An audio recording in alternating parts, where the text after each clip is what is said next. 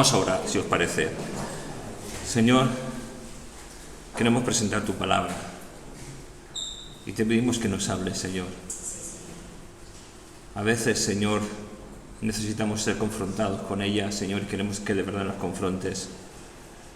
Que tu palabra venga a nosotros, Señor, y haga lo que tenga que hacer. Porque te amamos, Señor, y queremos que tu palabra nos hable en este día, Señor. Que no sea el pensamiento del hombre, sino que sea tu palabra que venga a nosotros. Tu palabra de verdad a nosotros, Señor. Gracias te damos en tu nombre, Jesús. Amén. Estamos en la conclusión sabéis que estamos con un tema, y con el primero de esos temas, que es el de Efesios capítulo 6, versículo 10, empezamos hablando de ese tema que nos llevará a la próxima semana a empezar a hablar de la armadura del cristiano, ¿no? Pero en esta mañana, en esta conclusión, no podemos acabar todo lo dicho en las otras 2 semanas sin recalcar que el creyente tiene una lucha constante, una lucha que hemos visto en predicaciones anteriores, una lucha que tenemos contra el sistema político y social y religioso que intenta seducirnos, hacer lo que este mundo quiere. Tenemos una lucha contra nosotros mismos, contra nuestros sentimientos, con las cosas que hemos adquirido a lo largo de toda nuestra vida, con las cosas que estamos adquiriendo cada día, y tenemos una lucha contra nosotros mismos, en la que Dios y el Espíritu Santo que mora en nosotros quiere que andemos en santidad. Tenemos esa lucha contra nosotros mismos. Y tenemos una lucha contra el enemigo de nuestras almas que quiere destruirnos, quiere robarnos la paz, quiere robarnos la santidad, quiere hacernos otra vez encadenar con las cadenas en las que estábamos encadenados, que no nos dábamos cuenta, y de una manera directa y civilina intenta utilizar todos los medios anteriores, desconocidos y nuevos, para intentar atacar y destruirnos. En fin, el Hijo de Dios, el que quiere agradar a Dios, el que quiere andar en los caminos de Dios, tiene 3 frentes abiertos todos los días de su vida. Estos ataques serán constantes, serán cuando menos lo esperemos, cuando andemos en victoria, cuando estemos llenos muchas veces de la presencia de Dios. El ataque del enemigo, el ataque de nuestra carne, el ataque de este mundo será más duro que nunca. Volvemos a leer el texto en el que empezamos, Efesios capítulo 6, versículo 10. A partir de aquí empieza a decirnos el Espíritu Santo lo que tenemos que hacer, y que nos hemos olvidado muchas veces de llevar una armadura puesta, en la cual, sin esa armadura, estamos indefensos ante los ataques del enemigo. Pero antes de ver lo que es la armadura la próxima semana, vamos a ver lo que ahora mismo el Espíritu Santo nos quiere decir. Dice: por los demás, hermanos míos, fortaleceos en el Señor y en el poder de su fuerza. Si os acordáis, empezamos haciendo una pregunta. La pregunta es: ¿cómo es la vida de un hijo de Dios? Y tal vez todos, yo intenté que todos pensarais, que todos razonarais cómo es vuestra vida como un hijo de Dios. ¿Cómo es tu vida como un hijo de Dios? ¿Cómo es mi vida como un hijo de Dios? Pero ahora déjame hacer que no pienses, y quiero pensar yo por ti. Porque yo lo tengo clarísimo.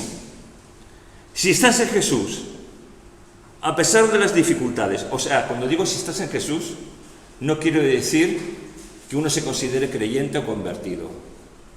Si estás en Jesús, quiero decir que estés posesionado en Jesús, que estés viviendo como Jesús quiere que uno viva, que seas una persona que dependas de Cristo, que dependas de su palabra, que dependas de Él para vivir una vida que agrade y honre a Jesucristo. Si estás en Jesús, a pesar de las dificultades que vienen todos los días, de los sinsabores de esta vida, que tiene sinsabores, ¿verdad? Nunca habríamos pensado que íbamos a pasar por tantas cosas difíciles, duras, amargas, adversas. Están las enfermedades por las cuales hemos pasado, o familiares nuestros han pasado, y ahora a lo mejor ya están con el Señor. Nos hemos sentido muchas veces rechazados, abandonados. Y aún así es una vida increíble, porque sabemos que tú y yo estamos en las manos de Dios. Es una vida increíble, y que no va a pasarnos nada que Dios que no vaya a permitir, porque todo Dios lo tiene controlado. Por lo tanto, estamos en sus manos y Dios puede hacer con nosotros lo que Él quiera. Por lo tanto, no tenemos que preocuparnos de nada, sino vivir una vida confiada en Cristo Jesús. Y todo lo que pasa, nos dice la palabra de Dios, que lo que pasa es para bien nuestro. Jesús lo dijo. En Juan 16:33 dice: estas cosas os he hablado para que en mí tengáis paz.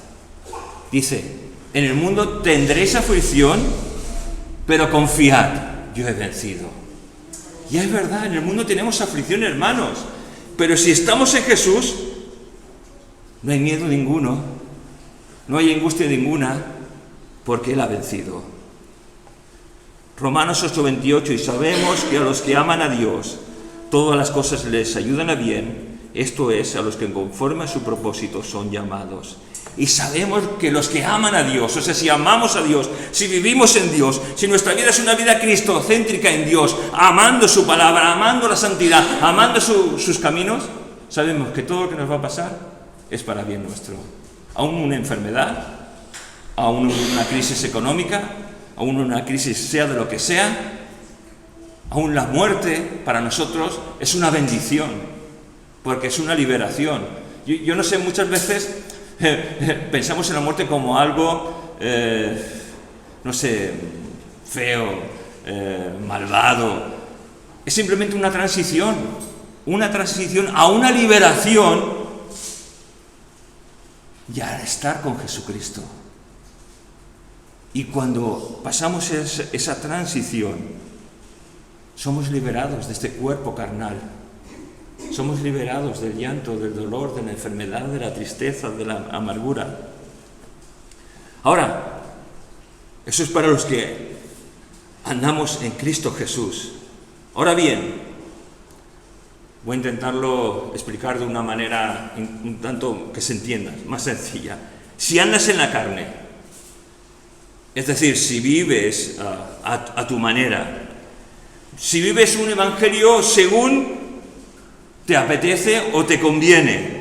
En resumen, si nos hemos convertido en religiosos, que nos creemos que somos hijos de Dios, tal vez porque hayamos hecho una oración, entonces, para este tipo de creyentes, la vida de un cristiano, la vida de un creyente, es dura, es difícil, es pesada, está cuesta arriba y además está llena de provisiones.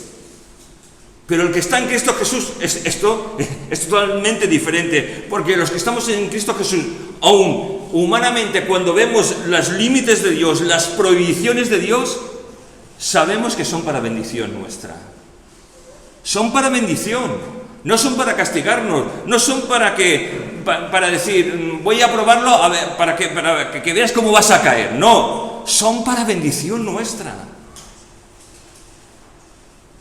Pero el entendimiento entenebrecido por nosotros, confundimos lo que es una bendición del cielo como algo costoso. Fíjate que este versículo, Efesios 6:10, está hablando a hijos de Dios, a creyentes, no a convencidos. Los convencidos son los que se creen ser hijos de Dios, que tienen luchas, pero que les da igual esa lucha. Les da igual vencer que caer, les da igual. La aflicción la rechazan como algo malo. La dificultad No lo encuentran como algo positivo en el cual Dios te enseña o nos enseña a confiar en Él. Pero quiero decirte una cosa, que aquel que piensa que porque tenga buenas acciones, porque muestre que uno va a la iglesia, porque llevamos mucho tiempo en los caminos del Señor, eso no salva. Lo que salva es creer en Jesús como nuestro Señor y Rey, confesar nuestros pecados, confiar en el poder de su fuerza, en Cristo, en el poder de Cristo Jesús, no en nuestra manera intelectual de ver las situaciones o las cosas, no en nuestra mera manera de vivir. El que es un hijo de Dios depende totalmente de Dios, no de sus fuerzas, no de su dinero, no de sus amistades. El Hijo de Dios depende de Dios. Y hay que analizar bien este versículo, porque creo que en esta conclusión hay cosas importantes que tenemos que matizar. ¿Cómo son nuestras experiencias con el diablo? Nuestras experiencias con el diablo, hermanos, son buenas. Yo sé que estás pensando, ¿qué está diciendo? Se ha vuelto loco el pastor. No, de verdad que para mí esto ha sido como una revelación. Nuestras experiencias con el diablo son buenas porque Él nos da lo que nos gusta, porque Él nos da lo que queremos, porque Él nos da lo viejo y lo nuevo, lo desconocido, lo que para nuestra carne es algo delicioso y deleitable. Pero ¿sabes cómo acaba esa experiencia? Tan buena, se convierte en algo aterrador. Porque en Edén tenemos el ejemplo deleitoso a los ojos, apetecible, codiciable. Pero cuando Eva come y después le da a Adán, se dan cuenta que estaban desnudos y que habían pecado. Por eso digo que nuestras experiencias son buenas, pero su fin es amargo. Entonces, dejemos de tontear con nuestra carne y con el enemigo, fortalezcamos en el Señor y en el poder de su fuerza para andar una vida de victoria y alejarnos de todo aquello que tantas veces nos seduce para agradar a Dios, para que Dios sea glorificado. Mira, en este versículo de Efesios 6:10 hay dos partes: fortaleceos en el Señor y en el poder de su fuerza. Y mira lo que nos dice la palabra en 2 de Corintios, capítulo 10, versículos del 3 al 5. Pues aunque andamos en la carne, no militamos según la carne, porque las armas de nuestra milicia no son carnales, sino poderosas en Dios para la destrucción de fortalezas, derribando argumentos y toda altivez que se levanta contra el conocimiento de Dios, y llevando cautivo todo pensamiento a la obediencia a Cristo.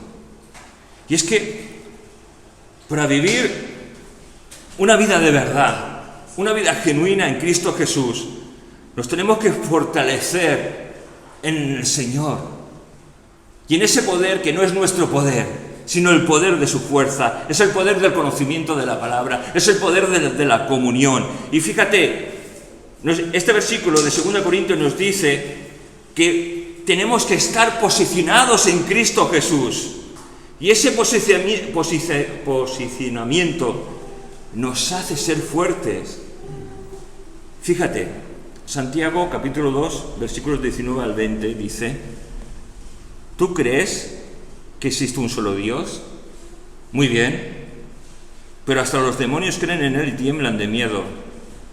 No seas tonto, debes aceptar de que nada te sirve decir que eres fiel a Dios y confiar en Él si no haces lo bueno, si no haces lo correcto. Y la Biblia nos lo enseña: el que sabe hacer lo bueno y no lo hace, le es contado por pecado.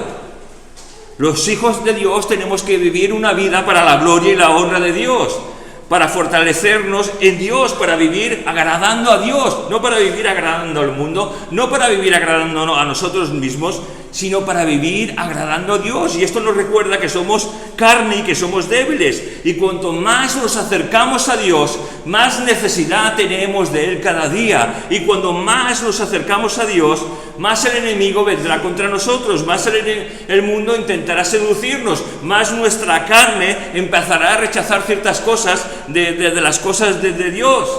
Y es que tenemos una lucha espiritual que no es contra sangre ni carne, sino contra las huestes y potestades que están a nuestro alrededor, en esa lucha también es una lucha contra nosotros mismos. ¿Sabes? Me he dado cuenta que nuestro caminar, los que llevamos tiempo como hijos de Dios, a veces pensamos que somos débiles, porque hemos perdido muchas batallas. Yo no sé si has perdido muchas batallas con el enemigo, pero yo creo que sí que hemos perdido muchas. Incluso, tal vez nos hemos acostumbrado a vivir en derrota, porque hemos perdido tantas batallas que sentimos que no podemos hacer nada. Pero aunque perdamos batallas, la guerra, hermanos, fue ganada en el Gólgota. La guerra la ganó Jesucristo por ti y por mí. Lo cual nos dice que en nuestro caminar como hijos de Dios no somos débiles. Dice la Biblia, diga el débil, fuerte soy. Porque cuando somos débiles y nos acercamos a Cristo, es entonces cuando empezamos a ser fuertes. Jesús en el Gólgota murió por cada uno de nosotros. El muro infranqueable que nos separaba de Dios, Él lo derribó con su muerte en la cruz del Calvario. La cortina que separaba el lugar santo del Santísimo, en la que solo una vez al año se podía entrar al lugar santísimo, fue rota desde arriba abajo en la muerte de Cristo Jesús. Es decir, Jesús murió para reconciliarnos con Dios, para que el hombre pueda tener una vida íntegra delante de Dios. Ya no vivimos para el mundo, hermanos. Ya no vivimos para satisfacer nuestra carne. Si vivimos, para Él vivimos. Si no, algo falla en nuestros corazones. A lo mejor es que hemos perdido nuestro primer amor. A lo mejor somos convencidos. A lo mejor podemos decir que somos un tanto carnales. Pero ¿sabes una cosa? A veces el creyente se justifica en que uno es un creyente carnal. Y yo creo que el creyente puede llegar a ser un creyente carnal durante un cierto tiempo. Pero después la palabra a mí me enseña que tiene que despertar y volver a casa. Y si aquel creyente vive en la carne todos los días de su vida, dice la palabra de Dios que por los frutos los conoceréis. Por los frutos se conoce al que es un hijo de Dios. Por el fruto se conoce a aquel que no le importan las cosas de Dios, que no le importan las cosas sagradas, que no le importa leer la palabra. Por los frutos, ¿qué frutos tienes? En una iglesia pequeña es fácil ver nuestros frutos, saber cómo andamos con cada uno de nosotros. Mira, yo me arrepiento de algo que a veces he hecho, yo lo voy a confesar. Muchas veces hemos cogido este versículo que dice que si bien seremos salvos, así como por fuego. ¿Lo conocéis, verdad? ¿Sí? Y hasta yo creo que yo he bromeado hablando con las personas, bueno, somos salvos como por fuego, gloria a Dios. No, así, no sé, bromeamos como si fuera algo trivial, sin importancia. Pero hermano, la salvación es algo tan importante, que ha costado la vida de Cristo Jesús, que ha costado la humillación de Dios mismo, haciéndose hombre. Y tantas veces hemos bromeado. Mira, he cogido este versículo en la traducción del lenguaje actual para que entendamos la importancia que tiene la palabra de Dios, porque muchas veces cogemos la palabra de Dios y bromeamos con ciertas cosas, pero la palabra de Dios es importante. La palabra de Dios es sagrada, la palabra de Dios es viva y eficaz, más cortante que toda espada de doble filo. La palabra de Dios es la guía del Hijo de Dios, la palabra de Dios nos enseña cómo vivir. La palabra de Dios, el hombre El que dice ser un hijo de Dios vive por la palabra de Dios. No vive por sentimientos, no vive por lo que le dice un pastor, no vive por lo que le dicen los hombres, vive por la palabra de Dios. Absolutamente. Primera de Corintios, capítulo 3, versículo del 13 al 15, dice: pero cuando llegue el fin del mundo, Dios pondrá a prueba lo que cada uno enseñó. Será como probar con fuego los materiales que usamos para la construcción. Si lo que uno enseñó pasa la prueba del fuego, recibirá un premio. En cambio, si no pasa esa prueba, lo perderá todo, aunque él se sabrá como si escapara del fuego. Es decir, cuando llegue el día en que la Iglesia aparezca y acontezca ante el tribunal de Cristo, que no es un tribunal para condenación, es un tribunal, como nos dice este versículo, para probar lo que hemos hecho durante nuestra existencia de vida. Si hemos vivido 20 años, 30, 40, 50, 80, ahí se probarán nuestras obras. Dice que la palabra se probará como por fuego. Y nos dice que lo que prevalezca recibirá un premio. No sabemos qué premio es, pero nos dice que el Señor se placerá, le agradará el darte un regalo. Ahora, si nuestra vida, cuando sea expuesta, no pasa esa prueba, dice que lo perderemos todo. Aunque sí seremos salvos, como por fuego. Y aquí es donde hemos tonteado, yo he tonteado, hemos tonteado, ¿no? Pero este versículo no es para tontear. Este versículo es para hacernos reflexionar y ver que tenemos que andar en santidad, que tenemos que llenarnos de Dios, que nuestra vida no es para autosatisfacernos a nosotros, es para satisfacer las demandas de Dios. Y me da vergüenza haber bromeado diciendo yo entro al cielo por los pelos, ¿verdad?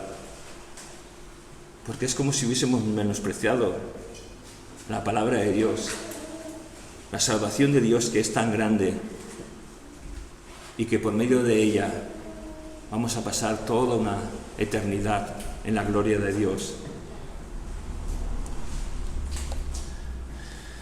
Esa salvación costó un precio de sangre, la muerte del Cordero de Dios. Mira, una de las profecías cumplidas en la cruz, Isaías 56. Utilizo la traducción en lenguaje actual porque hay ciertos versículos que se entienden mejor. Dice: no quité mi espada a los que me golpeaban, ni escondí mis mejillas de los que me arrancaban la barba, ni me cubrí la cara cuando me escupían y se burlaban de mí. Está hablando de Jesucristo, azotado por ti y por mí. Dice que le arrancaron los pelos de la barba, que le escupieron, que la gente se burló de él. Jesús, siendo Dios, se humilló a la altura de su creación. Vivió como un hombre, soportando la tentación y las humillaciones. Soportó el desprecio de los hombres que lo escupieron y lo azotaron. Dios quitó la mirada de él en su muerte en la cruz, porque Dios no podía soportar lo que Jesús estaba pasando en ese momento. La separación entre Jesús y el Padre. Y en esa separación, ¿sabes una cosa? Él estaba llevando mi pecado y tu pecado en la cruz del Calvario. Es algo que no podemos entender, pero debería ser algo tan terrible, sentirse abandonado por Dios Padre. Y es que ya no tenemos que vivir para la carne ni por la carne. Tenemos que vivir para aquel que dio su vida por ti y por mí en la cruz del Calvario. En el versículo, uno de los versículos que hemos leído, nos dice que tenemos armas para combatir a nuestros enemigos.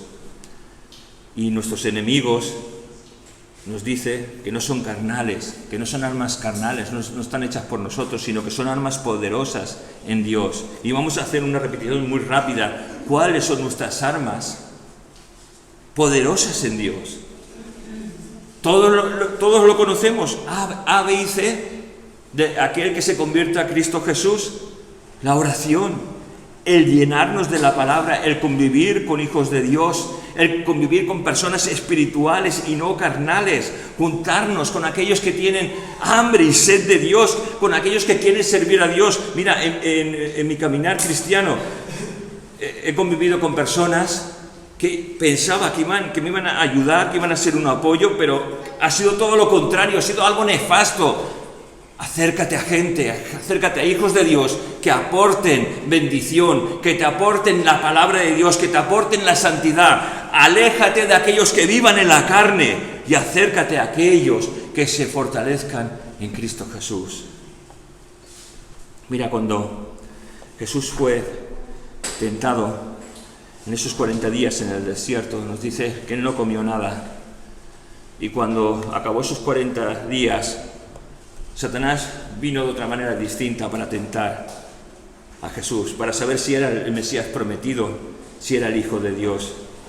¿Cómo venció Jesús? Lo hemos dicho miles de veces. ¿Cómo venció Jesús? Con el conocimiento de la palabra, diciendo, escrito está en la palabra, escrito está. Era la manera de vencer al enemigo. ¿Cómo venció Jesús al enemigo? Con la oración. ¿Cómo venció Jesús al enemigo? Con el ayuno. Hermanos, nuestra vida tiene que ser una vida de victoria en Cristo Jesús. Y la vida en victoria no es por decir, ¿cómo vives en victoria? Levantas tu Biblia y das un saltito en victoria y después somos unos carnales. No, vivimos una vida en victoria cuando nos acercamos a Dios, cuando oramos, cuando leemos su palabra, cuando deseamos andar en los caminos de Dios. Y cuando deseamos cada promesa que en la palabra de Dios está para experimentarla y vivirla. Jesús necesitó orar, Jesús necesitó ayunar, Jesús necesitaba conocer la palabra, si leer la palabra. Pero es el ejemplo que Él nos ha dejado marcado, porque sabe que necesitamos la palabra, el conocimiento. Por eso estamos haciendo los concursos los viernes. No para que traigas la Biblia, sino para que conozcas la Biblia. Nos podemos equivocar en muchas cosas, pero hay que conocer la palabra de Dios. Y espero que cuando acabe el concurso leamos más la Biblia, conozcamos más la Biblia. Porque la Biblia, a pesar de conocerla, hay que vivirla. Pero la verdad, Jesús nos enseñó a que pasaba tiempo con el Padre, a que pasaba tiempo buscándole, a que pasaba tiempo orando, ayunando. Y nosotros, hermanos, estamos siempre tan ocupados que no tenemos tiempo para estar con Dios. ¿O tenemos tiempo para estar con Dios?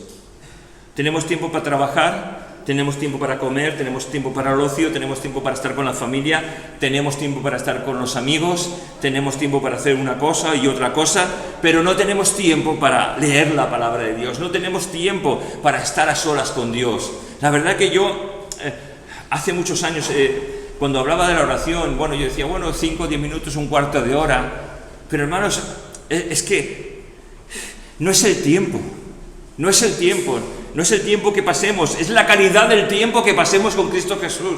Y la calidad del tiempo que pasemos con Cristo Jesús nos hará empezar a lo mejor por un tiempo corto y al final pasaremos 1 hora en la presencia de Dios o 2 horas en la presencia de Dios. La cuestión es cuánto tiempo pasas de calidad con Cristo, cuánto tiempo pasas de calidad leyendo la palabra de Dios. ¿Cuánto tiempo de calidad? Hijo de Dios. Nuestras prioridades son tan triviales. Nuestros éxitos, un buen trabajo, un buen cónyuge, una buena carrera, una buena familia, el tener y el poseer cosas u objetos. Hijos de Dios, pensamos de verdad que el pasar tiempo con Dios es un tiempo perdido. Por eso somos tan escuetos. Sinceramente, somos escuetos en nuestras oraciones. Somos escuetos cuando cogemos la Biblia y empezamos a leerla, leemos un capítulo, está bien. Somos escuetos porque pensamos que el pasar un tiempo con Dios es un tiempo perdido. Pero el pasar un tiempo con Dios no es un tiempo perdido, es un tiempo de bendición. Y ese tiempo de bendición tiene que ser un tiempo de caridad en la presencia de Dios.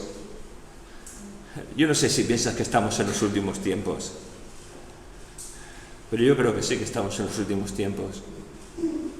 Que la venida de Cristo está más cerca que nunca. Claro, tú puedes pensar, bueno, eso lo pensaba tu madre, tu suegro y están con el Señor. Pues sí, es verdad.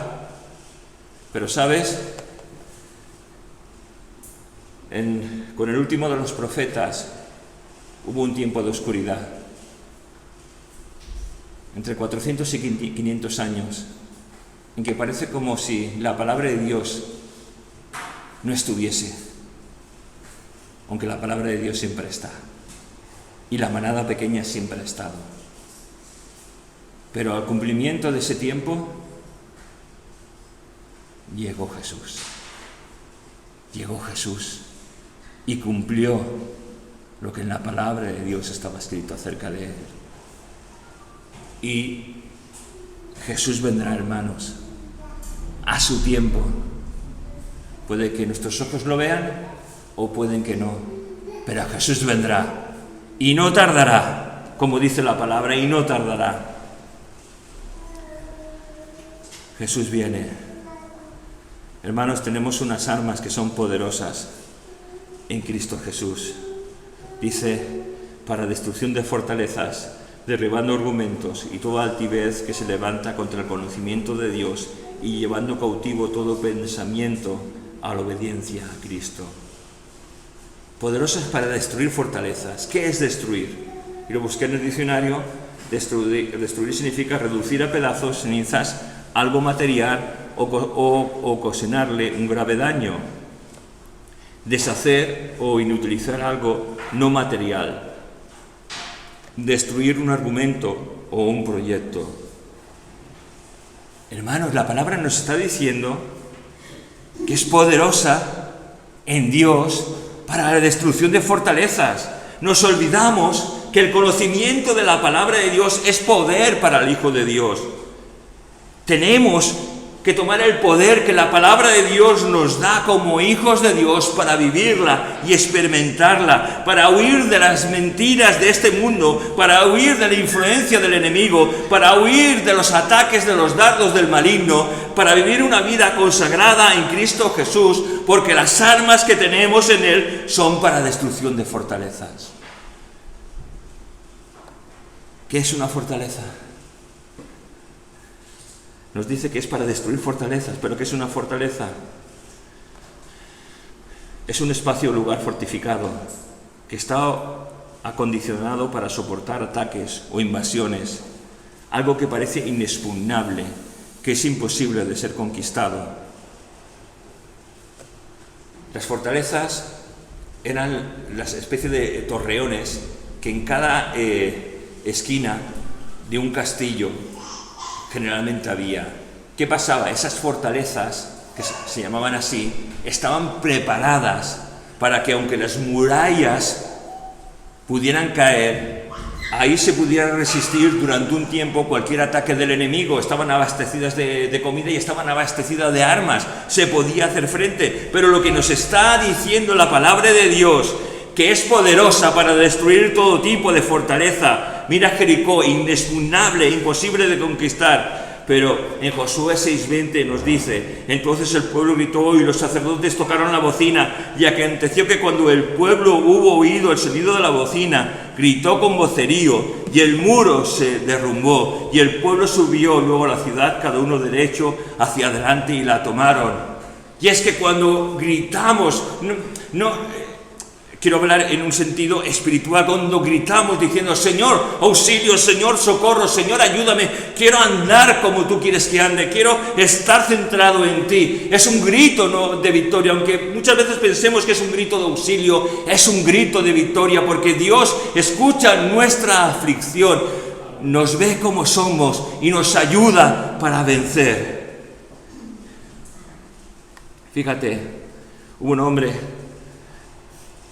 que se acercó a Jesús diciéndole: mi hijo tiene un espíritu, tiene un demonio, y no hay manera de que salga. Por favor, Jesús, ayúdame. Y Jesús le dijo: si puedes creer, al que cree, todo le es posible. Y fíjate, grito de auxilio, grito de victoria. E inmediatamente el padre del muchacho clamó y dijo: creo, ayuda a mi incredulidad. Y es que creemos, pero a veces dudamos, somos incrédulos. Pero Jesús, ayúdame, ayuda a mi incredulidad. Y Jesús le dijo: tu hijo es sano. Hermanos, somos tan incrédulos que necesitamos lanzar un grito de auxilio para que se convierta en un grito de victoria. Fíjate, dice: derribando argumentos y toda altivez que se levanta contra el conocimiento de Dios. Y con esto acabamos. ¿Qué es un argumento? Es un razonamiento que se emplea para demostrar o probar aquello que se dice o afirma. Es intentar convencer de algo, o aseveramos para que aseveremos o neguemos.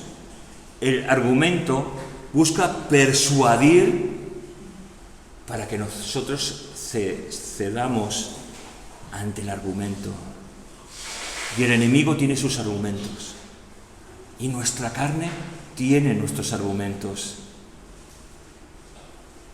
El mundo, el diablo y nuestra carne tiene sus argumentos, pero nos dice la palabra de Dios que hay que llevar todo argumento y toda altivez que se levanta contra el conocimiento de Dios y llevarlo cautivo. Nuestro pensamiento tiene que ir cautivo a la obediencia a Cristo Jesús. ¿Qué es cautivo? Es hacer un prisionero, es decir, mi pensamiento, los argumentos que muchas veces batallan en mi corazón contra mí, tienen que ir prisioneros a Cristo Jesús.